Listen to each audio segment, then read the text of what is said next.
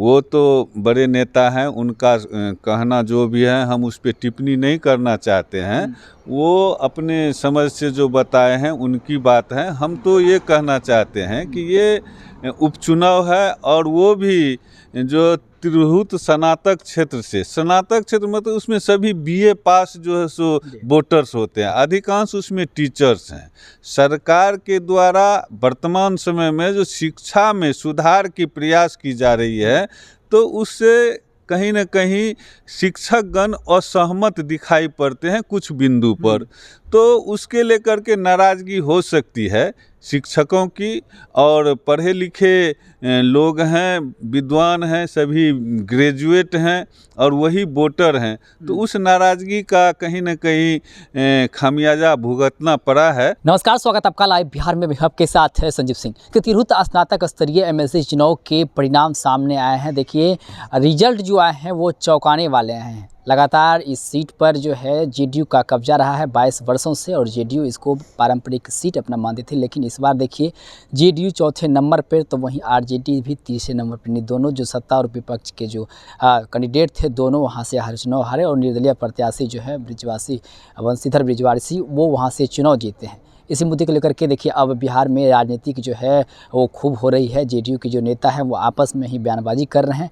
आनंद मोहन ने कहा है कि हार का जो कारण है वो राजपूत समाज को अनदेखा करना हुआ है। जिस प्रकार से राजपूत समाज को बंधुआ मजदूर की तरह समझा गया है, इसको लेकर के जो है वहाँ परिणाम जो है वो देखने को मिला गया है।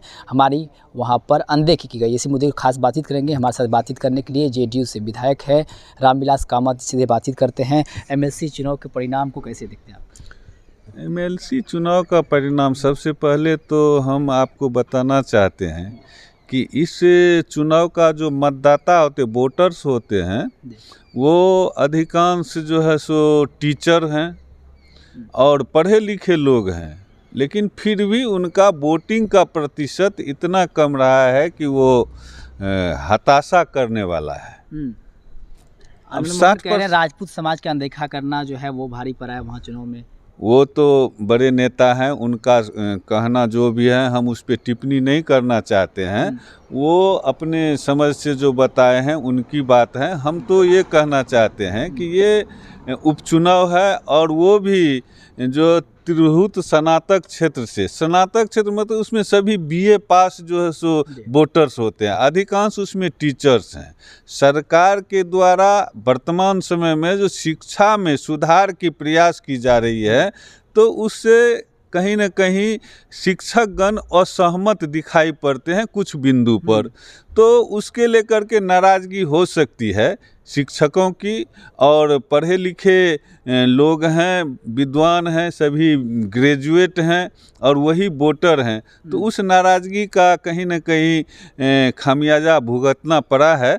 उस पर हमारी पार्टी और सरकार चिंता कर रही है, और उसमें कहाँ तक सुधार की गुंजाइश है उस पर काम कर रही है। उन्होंने भी इस बात का जिक्र किया कि शिक्षकों की नाराज़गी भी देखने को मिली है, और साथ ही साथ आपस में तालमेल नहीं सही होने के कारण भी ये देखने को मिला है। आपस में तालमेल तो है नहीं, एनडीए की इसमें कहीं जो है सो विरोधाभास की बात उठ करके नहीं आई है। प्रत्याशी भी कह रहे हैं हमारे अपने जो थे वो भी फ़ोन नहीं उठाए, वो भी कह रहे हैं कि अपने लोग नहीं।